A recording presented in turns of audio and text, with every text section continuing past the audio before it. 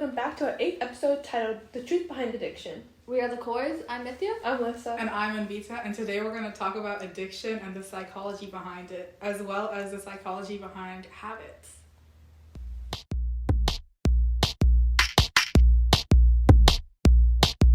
So to start out, what habits are a routine of behavior that is repeated regularly and tends to occur subconsciously.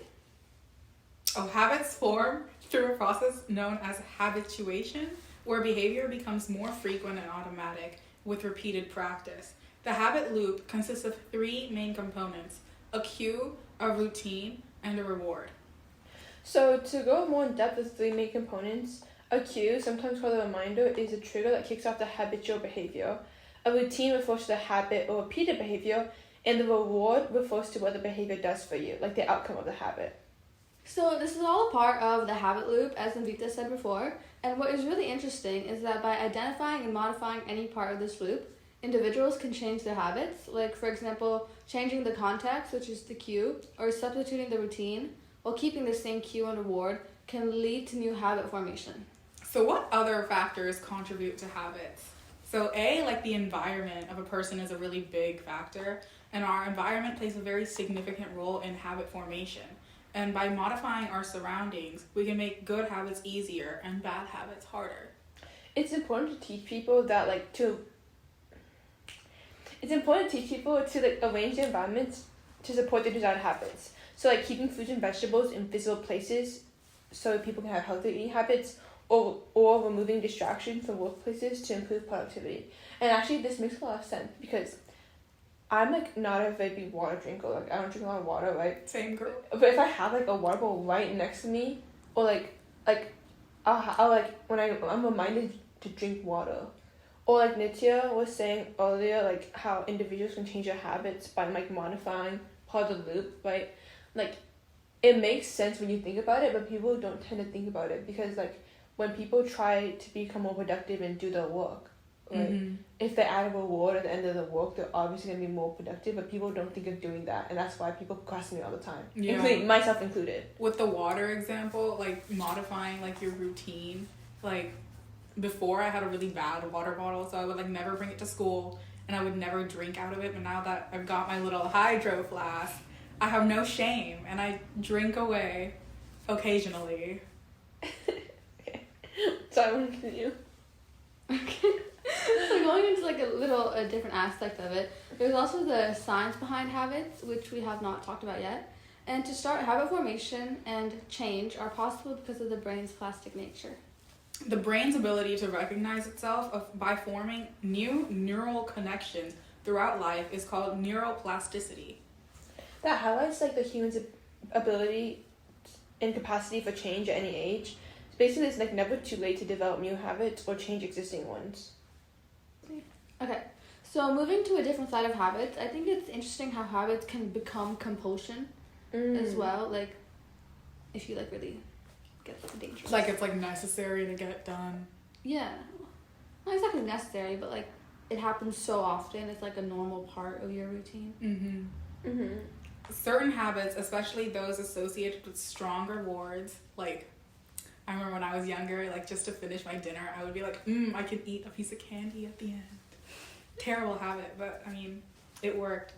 The pleasures can be compulsive, and when a behavior starts to feel like it must be done to avoid discomfort or to achieve a sense of normalcy, it's moving towards compulsion. I think this also just relates to addiction.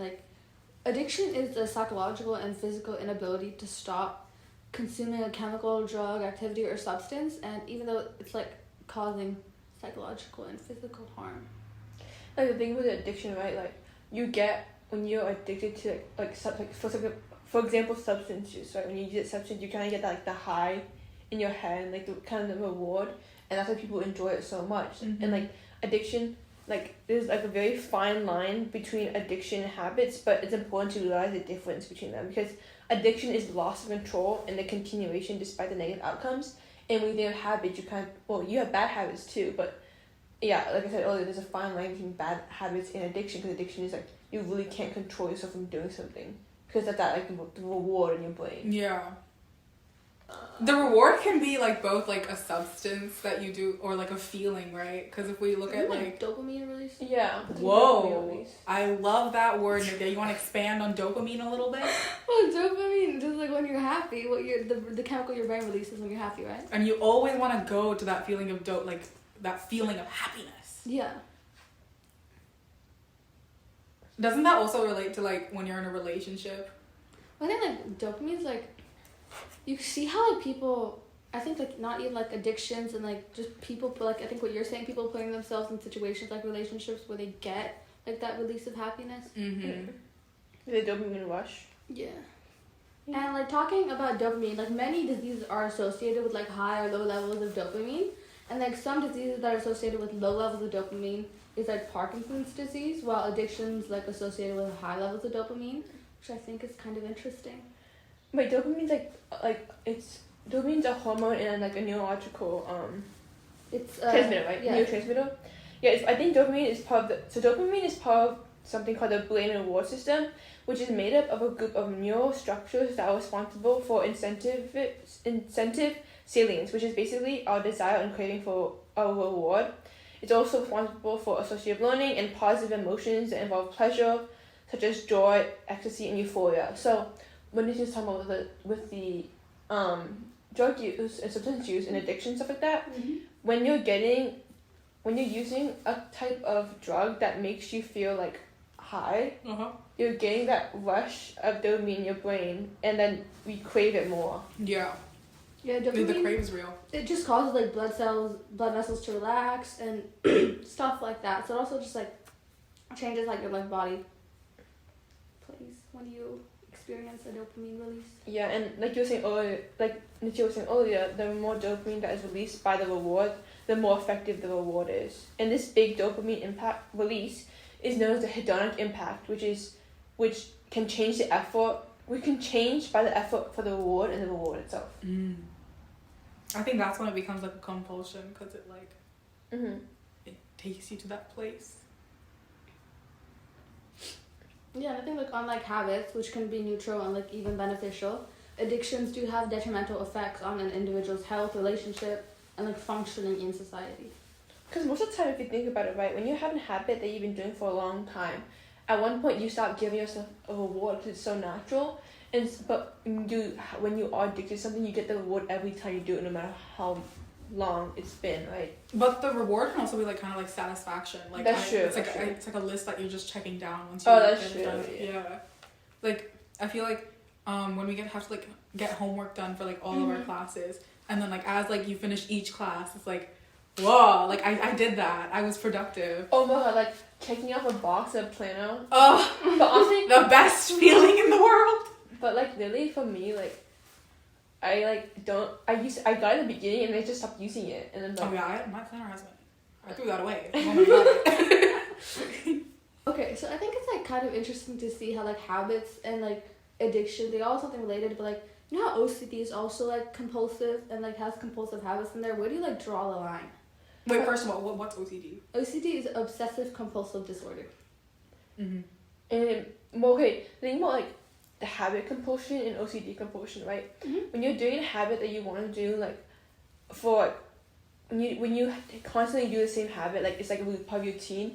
If you don't do that habit, you won't feel like really stressed or anxious or like paranoid about something. You won't feel it? Like if you don't. That's the difference between OCD and habit compulsion, right? Because if you're OCD, like if you don't do that thing, that occurring thing multiple times, like first of all, it's uncontrollable. You have an uncontrollable desire to do a specific action. And if you don't do it, you become really like anxious and stressed. Like for example, if someone has OCD, right, and their OCD means that they like need to like walk around the house 3 times before they leave the house. But if they leave the house one time without walking around the house and they leave, they're gonna feel so anxious and they'll go back to the house to do it again, to walk around the house before leaving. But habits, the difference I think would be that if my habit is like I need to go around the house and check if all the windows are closed, blah blah blah. If I don't do it one time, I won't be as like, oh my god, I need to get home immediately to check this. So that's what I would draw the line between the two. Isn't that habits like they kind of like have a purpose? I think like you were saying like how you would like take candy after like you ate dinner, or like some people's habits are just like I don't know, collecting stuff or doing stuff. I think OCD is kind of just like not really something you would think of doing. That's true. Yeah. I actually agree with that a lot, Michelle, because like a lot of things that people with OCD is not like, it's like, how do I say this? It's not normal in someone's like society. Yeah. But it is like labeled as a disorder, so like that's what like kind of like separates it from a habit. Yeah. Okay, moving on from like the OCD and like the habit compulsion thing, like for habits, right? Sorry to move back into habits a little bit, but habits is because we're motivated to do something, right? And when we are motivated to do something, it begins because our brain wants to get that dopamine reward. So scientists have found that the stimuli that light up when we are motivated comes from something called the ventral striatum, and it basically is regulated by neurotransmission of dopamine and help regulate and bump our motivation to do a specific action. I also just categorize habits as like a routine. Like I wouldn't necessarily. What would you say like a habit you have is? Let's put you on the spot. Alyssa too. It's like I wake up and I brush my teeth.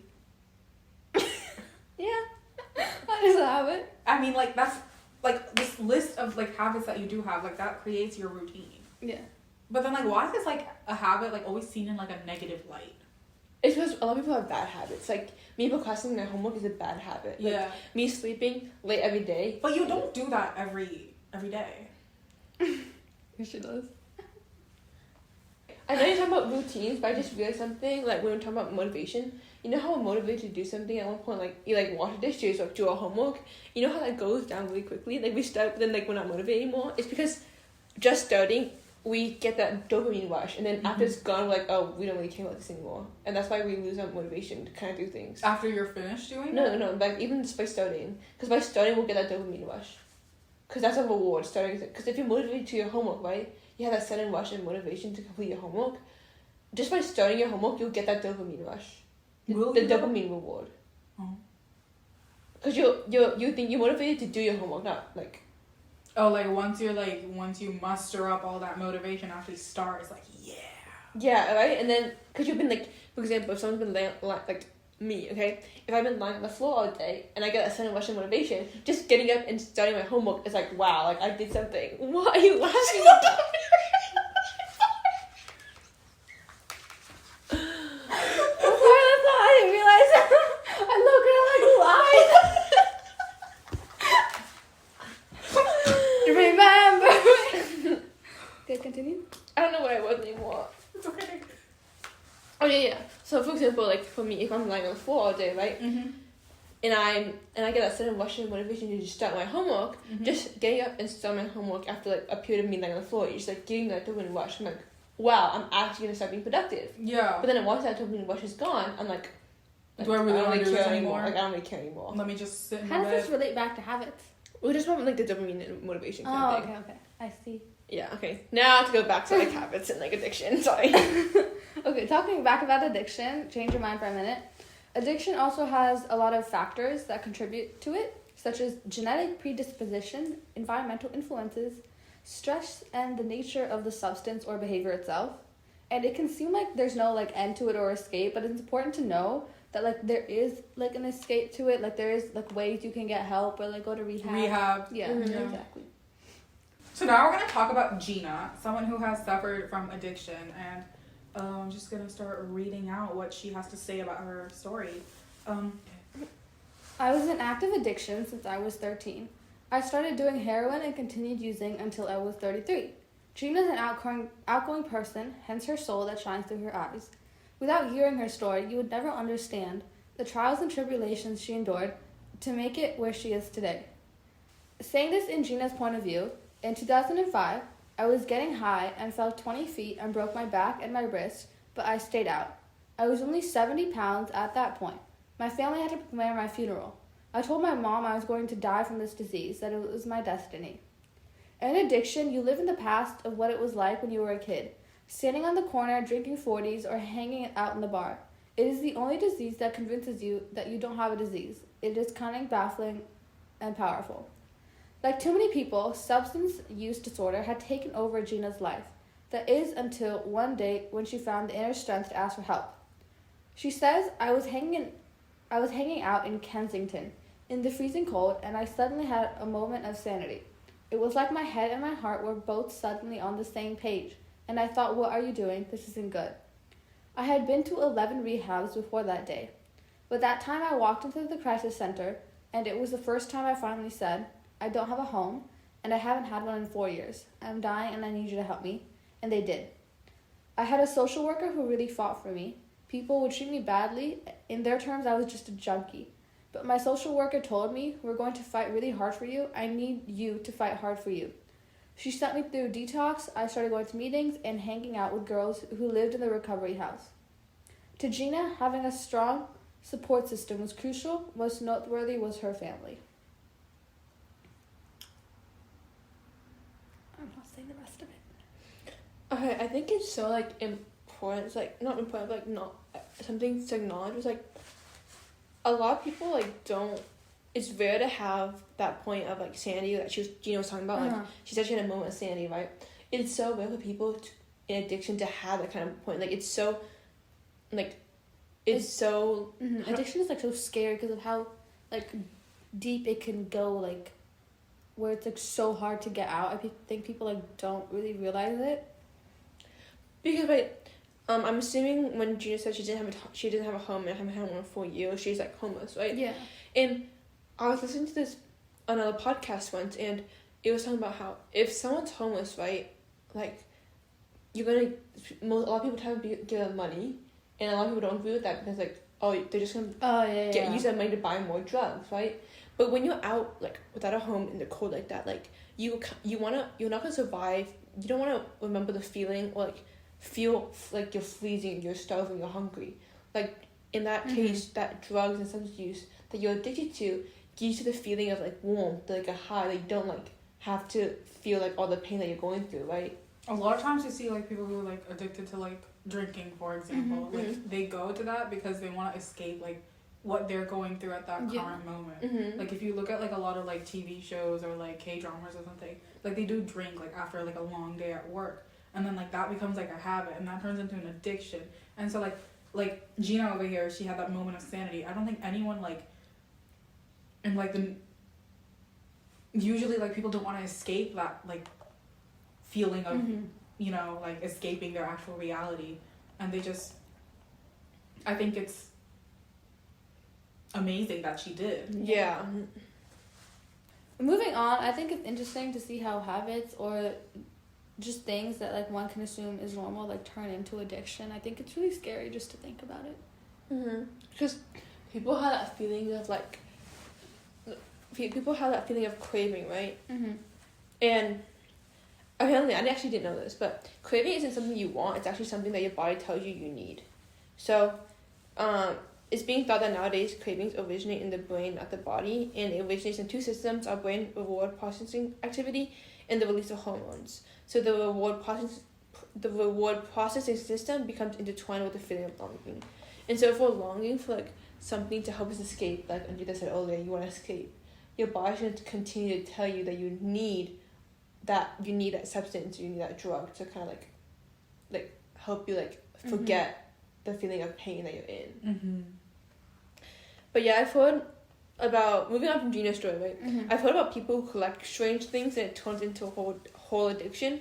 Also like hoarders, like the hoarding addiction.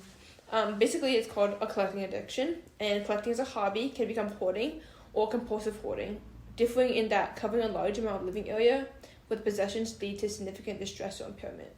I think a lot of things about the collecting addiction or like hoarding addiction is that people with these addictions, like they're like, these things hold memory, even though like these things have such, how do I word this? Significance? Yeah.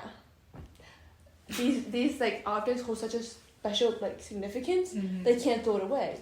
But like they're thinking that about like trash. Like not like one man's trash, another man's treasure. But I mean like old newspaper clippings that you don't need, like, that kind of thing. I relate to this so much. I feel like everyone calls me like that stuffy, but then these stuff like each one like was like a story for me, and like I never let them go. Do you guys remember, like, a while ago, I think maybe, like, when we were in middle school, like, the EOS addiction everyone had? Like, did you guys not see that? Oh, The yeah, little yeah. balls Oh, of my it. YouTube Yeah, videos yeah. would make, like, oh, edible EOS, or, like, you know. It was everything you... No, I've seen it. Yeah. Or like the slime thingy, collecting slimes. But is that really an addiction, or is that, Not like, an addiction. trying to keep up with the trends? Yeah. Sorry. No. Oh, you're fine. But yeah, like, same thing with this stuff is why, like, I have certain rules too that I can never, like, throw away. Or, like, my dad and I's, like, old, like, movie CDs. Like, now with Disney Plus and Netflix and all these streaming sites, you don't really need an actual CD You and a still movie keep player. them, though. But I'm just gonna keep them because I feel like it's so sentimental. I feel like there's a difference between, like, keeping things because they have a meaning to you and keeping things because, like, you have a feeling that you can't get rid of it. Yeah, like, but, like, Like- that's, yeah. Yeah, Like, that- hoarding is, like, a whole, like, different level, I think. Mhm. Like, people who, like, hoard, they, like, can't even move around their house because, like, everything's everywhere. Do you think teachers have that issue?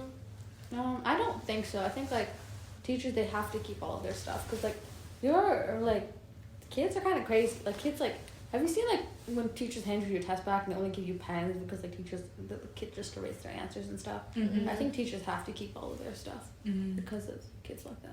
No, I meant like memorabilia is like around the class. Oh. No, I think that goes back to, like, the sentimental type of thing. I think if I had a student who, like, made a really big impact, I think I would keep their stuff up. Mm-hmm. Yeah, but yeah, I definitely agree that there is a fine line, which, like, not fine line, there's a huge line between hoarding and, like, keeping things for Yeah. sentiment. Because, like I was saying earlier, like, hoarding, like, you think you need to keep every single little thing. Like, if you have, like, a zip tie that broke, you're gonna keep it. Mm-hmm. Like, that's kind of a hoarding mentality. So are we saying there's a difference between collecting and hoarding? Yeah, I think collecting leads to hoarding. What do Yeah. you mean, like, collecting? Oh no, but collecting, wait, what? Like, imagine, like, you know, like, when you go to a national park, they have those little coins. Mm-hmm. And, like, I know my sister used to, like, love like, taking those coins every single, because we used to travel a lot. So we used to go to those parks, like, all the time. And, like, her first, like, mission would be, like, to get that coin. Mm-hmm. And I don't think you could, like, call that, like, hoarding of coins or whatever. I think it's just something that you're interested in. Collecting. Yeah. But not collecting addiction. So I don't think collecting. Oh. Well, I mean, like, maybe if you're, like, running across the country, like, going to a bunch of national parks, it can become incredibly out of control. Yeah. But there's a line. Like, at any point, would your sister, like, throw away any coins, like, in the far future? Do you think And she doesn't know where they are now. Yeah, it's sometimes I think like I think it's different because, like, also I used to love collecting stickers, but I would never use them. Oh, me too. Like, I'll just collect them and they would sit on my shelf, and I'm never gonna use them now. But I'm not gonna throw them away either, and I'm not gonna give them away. I think that's a point where, like, you need to, like, determine what you should keep and what, like, has What no you need significance versus to what you. you want. Yeah, but Yeah. also, like, not just what I want. Like, I don't even want them anymore. I just can't I can't, like, get rid of them. Mm-hmm. And, like, I think it's, like, you should find a line of, like, do you actually, like, things that hold significance and things that, like, you just, like, you don't need at all. Okay, moving on away from, like, the addiction, a collecting thing a little bit. Yeah. Some of these habits can turn into something compulsive and then lead into being like an addiction. Research has shown that and has discovered a link between genetics and someone's ability to have an addictive personality. Those born to parents who have been addicted to a substance or exhibited a behavioral addiction are more likely to exhibit addictive personalities themselves. Yeah, that's factual. Is it though? Does it really like Yeah. work like that? Mm-hmm. Yeah, it's genetic. I'm shocked. That's why whenever you go with, like a hospital and, like, doctors take your history, they will ask all Yeah. these not substantial, but, like, they will ask all these things, like, oh, do any of your parents, like, have a drinking history or, like, Mhm. A lot of things, like, Addiction. are genetic. Like, even just mental disorders. Like, we were talking about OCD. Like, that's all. Anxiety Yeah. and that Yeah. stuff. Yeah, I see It might that. not, like, stem from that, but it could. there's, like, Yeah. there's a lot of factors, like, environment, but genetics can definitely play a role. It's No, definitely we don't know huge how huge a role it can play, factor. Yeah. but it does play a role. Yeah.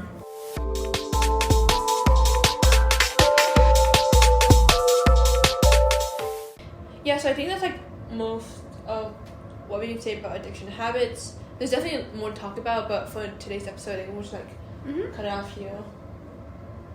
We hope you liked today's episode. We talked a lot about habits, addiction, the psychology behind it. Make sure to follow us on our socials at PsychOrPsych on TikTok, Instagram, Spotify, and YouTube. And tune in next week. Bye.